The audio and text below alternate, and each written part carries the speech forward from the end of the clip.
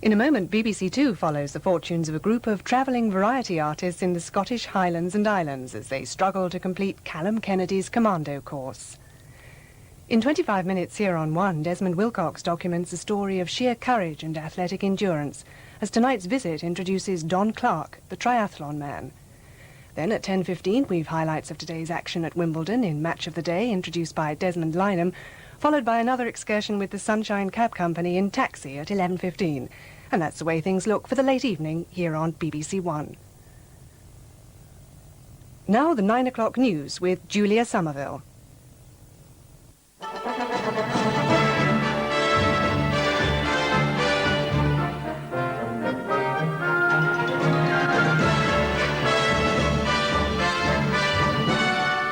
A Beirut hostage is released because of illness, and the hijackers offer a new deal to free the rest.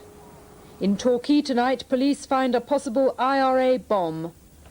The Chancellor and the CBI fall out over interest rates. Labour and the TUC get closer on economic policy. Guerrillas blow up a petrol depot in South Africa. And an unknown at his first Wimbledon knocks out the number 4 seed. Good evening. On the 13th day of the TWA hijack, one of the hostages is on his way home. Jimmy Del Palma, who has a heart condition, was released in what the Shiite leader Nabi Berri called a humanitarian gesture.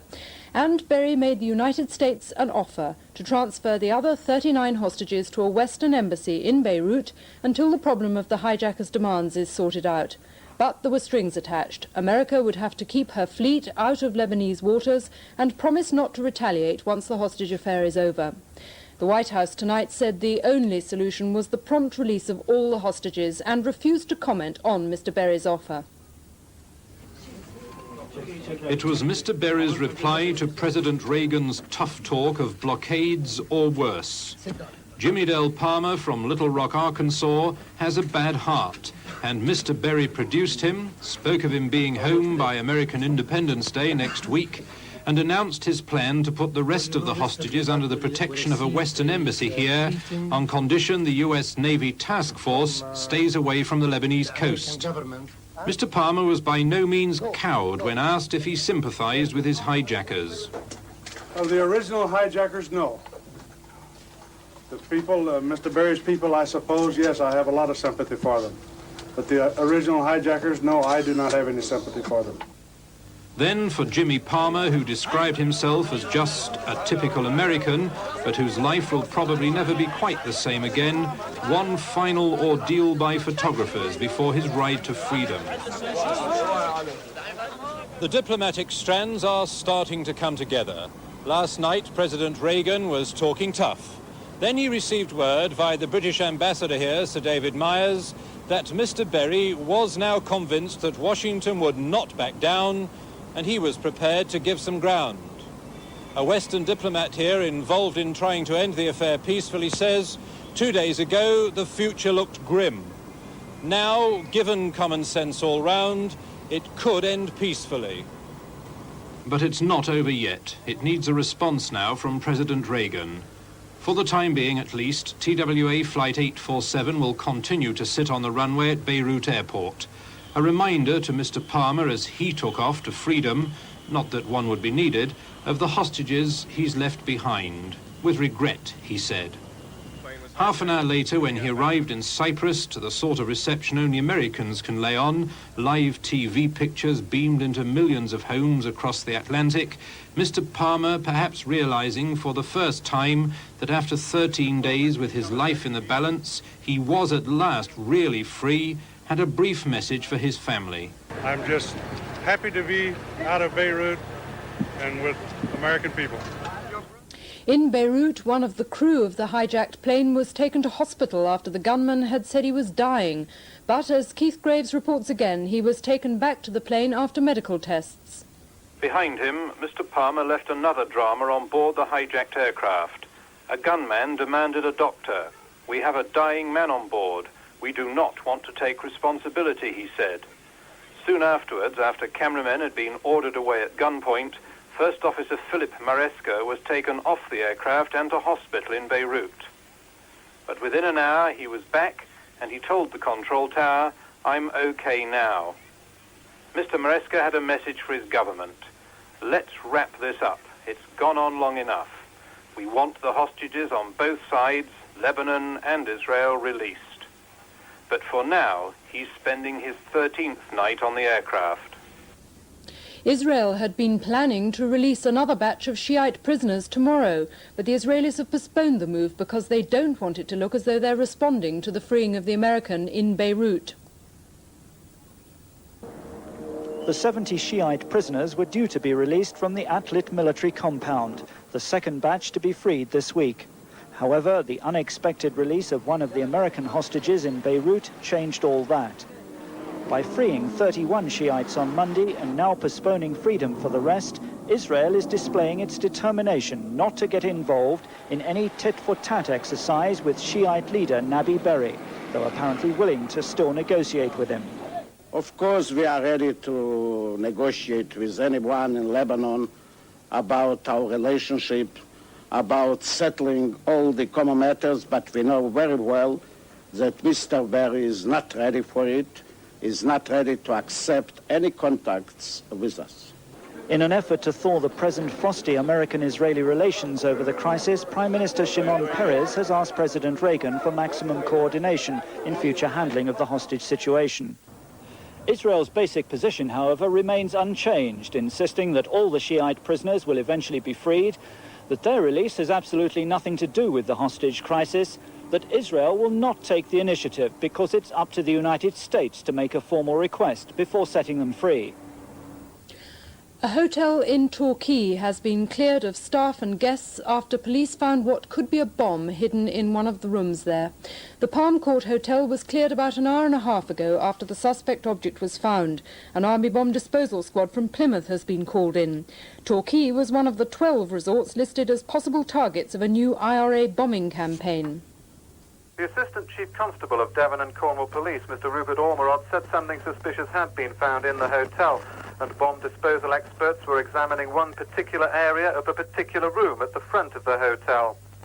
The hotel was checked when, as a result of examining all hotel registers, the police found people they were interested in had stayed at the Palm Court. Police had pictures of the people, and hotel staff confirmed that they had stayed there. In the meantime, the whole seafront area of Torquay has been sealed off. Earlier, police investigating the IRA plan to bomb holiday resorts arrested 4 more people, 3 in Lancashire and 1 in Strathclyde. It means 16 people are now being held. This afternoon, a dozen police chiefs and a group of MPs from the towns on the IRA hit list were briefed at Scotland Yard about the huge security Operation Sandcastle. There have been several bomb alerts around the country and the public are being urged to stay vigilant. Our Home Affairs correspondent Bill Hamilton reports. It was a rare event, but one which served to illustrate the size of the job. A dozen police chiefs summoned to Scotland Yard to hear the Metropolitan Police Commissioner, Sir Kenneth Newman, tell them how he means to conduct Operation Sandcastle. The safety of scores of holidaymakers could lie in the hands of these men. They've got just 3 weeks to find any possible explosives that may have been planted by the IRA at 12 resorts police believe had been targeted for a summer bombing campaign. 18 Conservative MPs who represent seaside constituencies also arrived tonight to be told how they can help. They included one who'd had a remarkable escape from the Brighton bombing last October. We were extremely lucky. We were over the top of the Prime Minister's accommodation, but in the outside block, so we got away with it scot-free. Now, you've been summoned to Scotland Yard this afternoon. What do you think MPs as a body can achieve? Well, I suppose we're opinion formers, we're communicators. I think the public will listen to our voice. Even as Mr. Hill was speaking to us, there was chaos in his constituency. Traffic jams built up, houses had to be evacuated, and trains in and out of Southampton were at a standstill for 5 hours after a British rail workman spotted a suspicious device in a tunnel. It was connected to a battery, had wires protruding, and was blown up by an army bomb disposal team. Another squad has been called to a hotel in Torquay tonight. In Yarmouth, where Norfolk police believe there's every possibility of a bomb, the painstaking job of checking every boarding house and hotel goes on relentlessly. In Glasgow, yesterday's strict security around Stewart Street police station, where 9 people are being held, was stepped up even further. Armed officers were on constant lookout in neighbouring flats. Even police cars arriving at the station had to be inspected. Tonight, senior officers from the south of England who've been hunting the Brighton bomber were due to arrive. They include the head of Sussex CID, Detective Chief Superintendent Jack Rees, who could come face to face with the person he most wants to meet, a 33-year-old Belfast man nicknamed the Chancer. Others held here are believed to include an escapee from the Maze prison, who's wanted for questioning in Dublin in connection with the kidnapping of supermarket boss Don Tidy and the murders of an Irish soldier and a policeman. MPs are discussing Northern Ireland in the Commons tonight. They're due to approve the order to continue direct rule. Later, the opposition may force a vote on the order to continue the Emergency Provisions Act, which provides for no jury courts, among other things. The Chancellor, Nigel Lawson, and the employers' organisation, the CBI, fell out today over priorities in economic policy. The CBI want lower interest rates. The Chancellor told them to get wage rises down first. At the same time, the Labour Party and the TUC started out on the road towards agreement on the economy between a Labour government and the unions. Here's our political editor, John Cole. Wages, the problem child of the British economy, dominates the thinking of this government and of its possible Labour successor. Today, the Chancellor, Nigel Lawson, stung by a rise of 9% in private sector earnings, ticked off the men who concede them in the CBI for demanding lower interest rates. He argued that 1% saving on wages was worth much more than 1% off interest rates. Lower pay settlements were far more important to business even than lower interest rates, and the link between pay and jobs was well established. Sir Terence Beckett, the CBI boss, retorted that it was high interest rates and their effect on mortgages that made it hard to keep wage rises down. Privately, the CBI are very irritated because they can't make the Chancellor understand how much damage they think the high interest rates are causing. But John Biffen, Mr Lawson's cabinet colleague, played a different tune to the Chancellor's renewed pledge of tax cuts. He warned Conservatives that the badge of social meanness was being pinned on the Prime Minister and the government. They were being depicted as interested only in tax cuts to help the better off, whereas they were spending money, he said, on health, schools and urban decay. They must talk more about the true face of social Toryism. That's a thinly disguised hint of Mr Biffen's opposition to the Chancellor in the battle over public spending cuts that's just begun. The Labour Party and the TUC today embarked on 2 years hard talking about the economy. 6 years ago, the collapse of Labour's agreement with the unions on wages, followed by the winter of discontent, destroyed the Callaghan government and brought Mrs Thatcher to power. This time, party leaders want an understanding that will endure. But it's very much a matter of tiptoeing among the tulips. The document Neil Kinnock, Norman Willis and their colleagues endorsed today says unemployment, inflation and income distribution can only be dealt with through partnership between unions and government.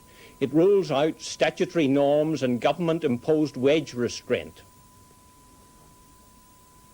The Shadow Chancellor, Roy Hattersley, agrees with that, but he's made clear to the unions that the figure they settle on for wage increases will affect the speed at which a Labour government could reduce unemployment, and that there's got to be a norm agreed between unions and government.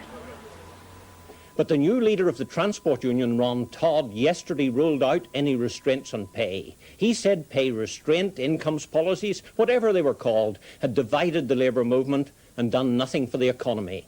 He said if the National Economic Assessment meant no more than pay policy, his union could have no part in it. Labour's executive also voted to give financial help to Liverpool and Lambeth councils who've defied the government's limits on rates. But the resolution did not condone illegal action. Afterwards, Liverpool's deputy leader Derek Hatton said his councillors would be very encouraged. In both Liverpool and Lambeth, councillors face fines and disqualification. Friends and former colleagues of the late Lord George Brown met for a memorial service at St Margaret's Church in Westminster today. George Brown died 3 weeks ago at the age of 70. The congregation said goodbye with the song My Way. His brother said it represented virtually everything he stood for. 80 underprivileged children were treated to a tea party at the Houses of Parliament today. The party followed a guided tour of the Commons and a river trip, all organised by the Variety Club of Great Britain. Plenty of famous faces were on hand to share the jelly and ice cream and sign autographs. In South Africa, 8 black people were killed in a series of grenade attacks in townships near Johannesburg. They were mostly on the homes of black policemen, and several of the victims had apparently been handling the grenades themselves. In the black homeland of Transkei, there's been a huge fire at a fuel depot in the capital, Umtata. The explosion occurred at around 2:30 this morning and shook the capital of this South African-created black homeland. Thousands of tons of fuel were set alight, while explosions elsewhere in Umtata damaged a water pipeline and a power station. 6 hours later, the fire was still burning, with virtually all the fuel tanks destroyed. South African officials who obtained this country's oil secretly in defiance of an international embargo would not discuss how much oil was lost. Transkei's police chief said he believed the explosions were caused by limpet mines, the device normally used by the outlawed African National Congress. Explosions are occurring almost daily at present in South Africa. Pretoria has already retaliated once through its recent raid on alleged ANC targets in Botswana. While attacks like this continue, a further reprisal raid into another black state cannot be ruled out. Zimbabwe's white voters go to the polls tomorrow to elect their own 20 MPs, but the real contest will be next week when the 80 black MPs are elected. Our correspondent Michael Burke, in the second of his special reports, says there's little doubt that Mr Mugabe's ruling ZANU-PF party will emerge the winner. Across Zimbabwe, a tribal call to vote for another 5 years of Robert Mugabe's scientific socialism. It's a call that's obeyed time and again in these country areas, thousands marshalled and searched at huge party rallies. The mood amongst the faithful is almost evangelistic. The cult of party and personality has been intense. Mr Mugabe was a surprise victor at independence 5 years ago. He's used that time since to cement his hold on his party and most of Zimbabwe's people. He's been ruthless with opponents, but has promised these elections will be free and fair. The party machine, though, has become the state machine. The election result is not really in doubt.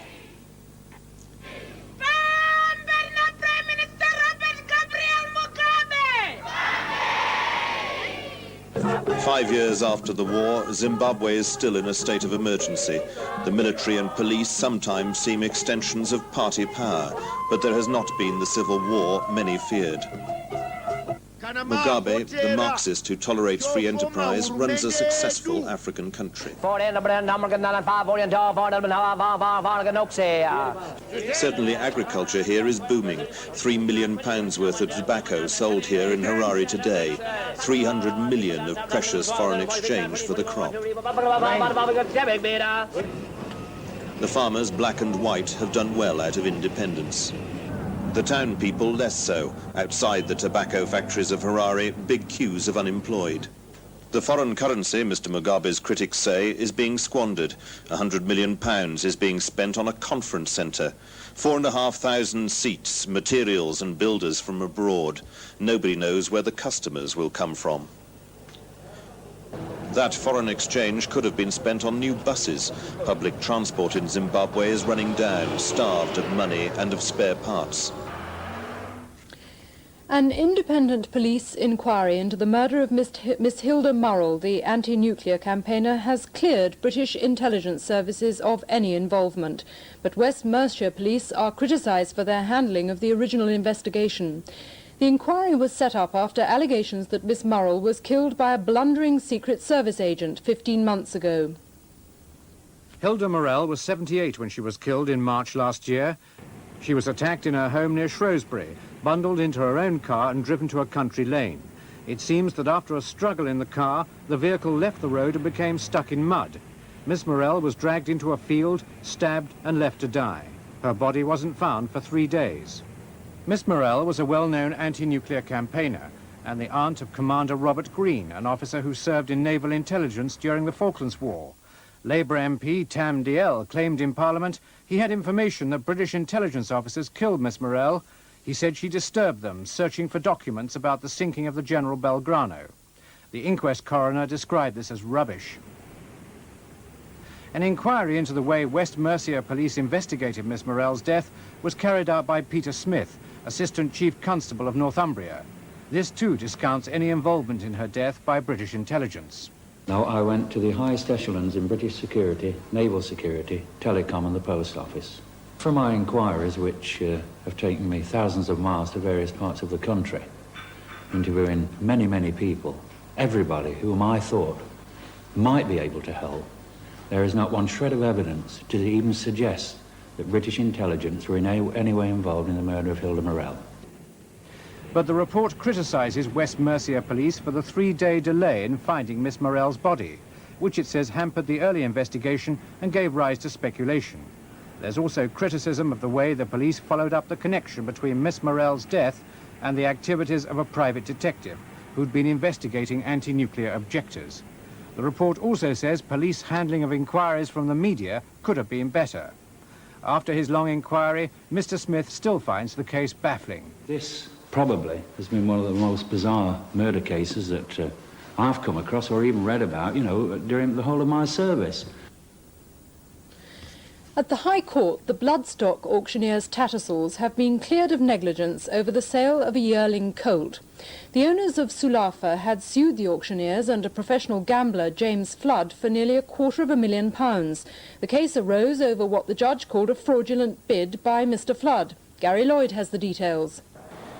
It was the auction of a promising bay colt Sulafa, under blue colours on the left here, upon which the case turned. At a prestigious Tattersall's sale in Newmarket, a bid for the colt, reared by royal trainer Henry Cecil, reached 430,000 guineas. That bid, said the judge, came from Irish gambler James Flood, and he had no intention of paying. Mr. Flood claimed he'd stopped bidding at 410,000 guineas and promptly disappeared.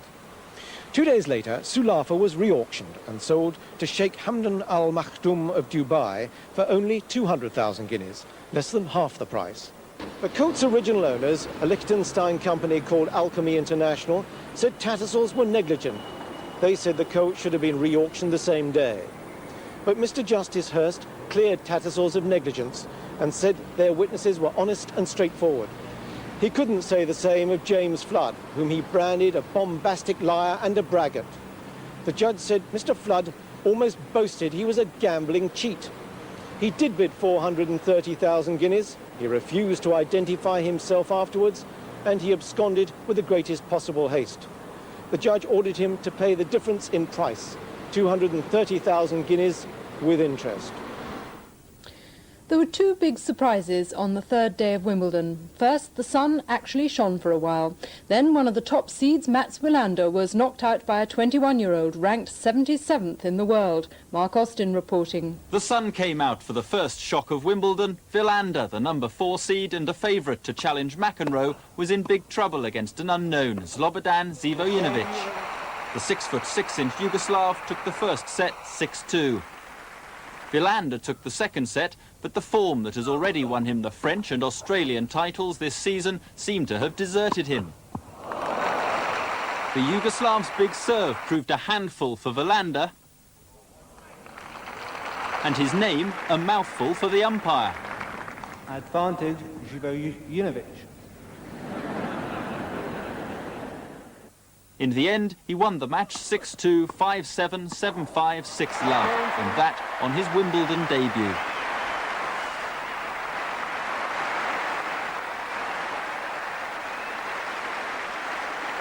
And Britain's number 1, John Lloyd, came safely through the first round on court 1 this evening, beating Wolfgang Popp of West Germany.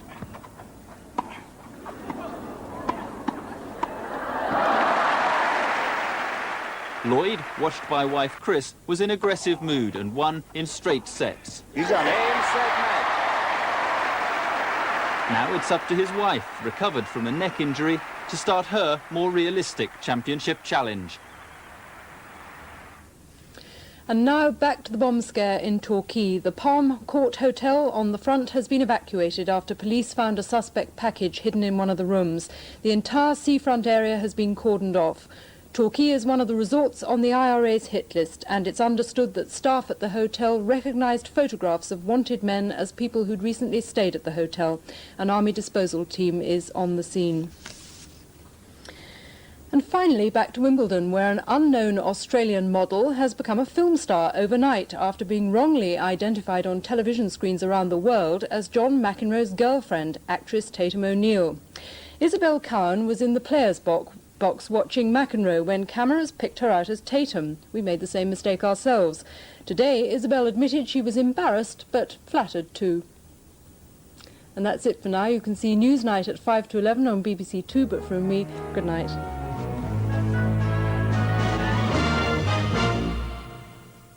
Good evening to you. There is the hint of something a little bit better coming for the weekend, and it's this high pressure that's going to bring it. It's in the wrong place at the moment, but it's already working for us. If I show you the satellite picture, you can see that it's got rid of a good deal of cloud out there, a fair amount of sunshine. That's going to work its way towards us. But there is a bit of a problem, because although the high tomorrow will be working its way up towards southwestern parts, there is a complex low-pressure area to the north. That's an area of cloud, an area of showery rain, and that's got to come down across the country during Thursday and Friday before the high can then push up. But I think by the beginning of the weekend, the high will be coming over northern France, then starting to work its way across the country, as I say, giving the hint of something a little bit better, a little bit warmer, a little bit sunnier for us through the weekend. But not everywhere. It could well be that on the western side you keep a good deal of cloud and some rain. Well, let's look at the detail over the next 24 hours, and many of the heavier showers have gone away, and believe you me, there were some around. There was some hail and thunder, particularly over East Anglia today. That's moved away now, but I think a good deal of cloud, some showery outbreaks as we run through the night. But it's not going to be a cold night. The lowest temperatures around about 7, 8 or 9 degrees Celsius. That's, 45 to 48 degrees Fahrenheit.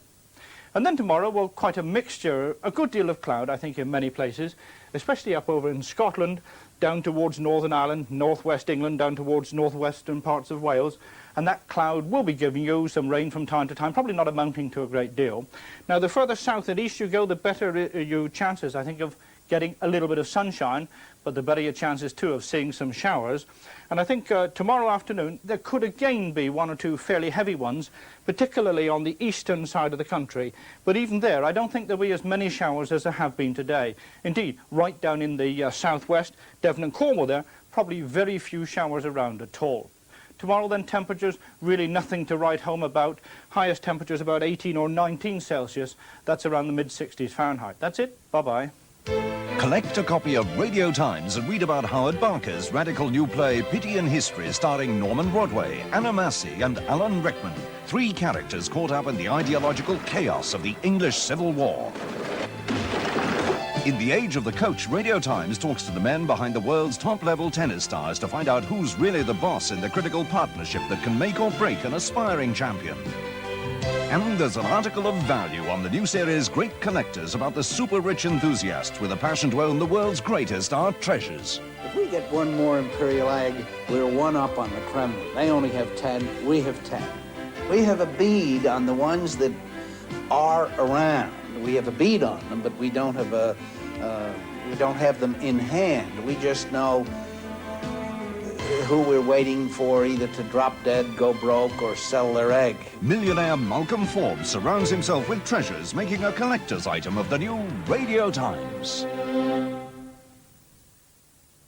On BBC One in 50 Minutes, Match of the Day has highlights of today's tennis at Wimbledon 85.